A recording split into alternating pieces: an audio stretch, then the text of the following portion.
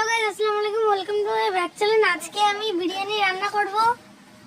দেখো কি সুন্দর বিরিয়ানিটা হয়ে গেছে। দেখো আমি বিরিয়ানির চাউলটাকে আগে ভালো করে ধুয়ে রান্নাতে বসাই দিব। এটা দিয়ে দিয়েছি, এখন একটু নুন দিয়েছি। এখন দেখো পেঁয়াজ, দেখো আমি সয়াবিন তেল দিয়েছি। এখন এখানে ব্রেস্তাটা ভেজে নেব। তার জন্য আমি পেঁয়াজ এটাকে ভালো করে ভেজে নিচ্ছি। এখানে একটু হলুদ দেবো,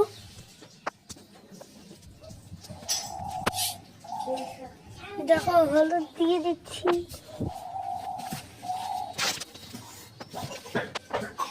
হলুদটা দিয়ে এখন ভালো করে একটু নাড়াচাড়ি করবো।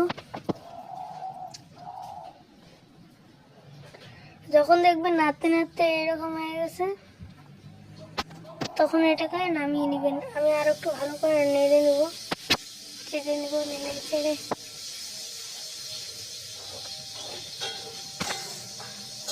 যখন হয়ে গেছে, আর এটাকে এখন আমি কটিয়ে নেব।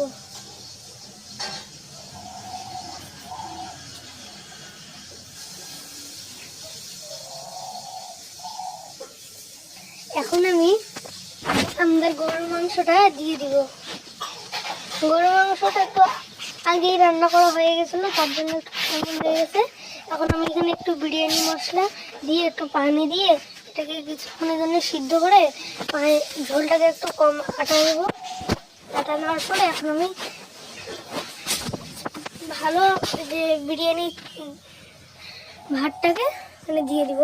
দেখো এখানে আমি বেরেস্তা, তারপর গরু মাংস, তারপর বিরিয়ানি মশলা দিয়ে, তারপর ভাত দিয়ে, এখন আমি এখানে দিয়ে মাংস দিয়ে বেরেস্তা দিব। বেরেস্তা দিয়ে দিয়ে একটা কেওড়া জল দিব।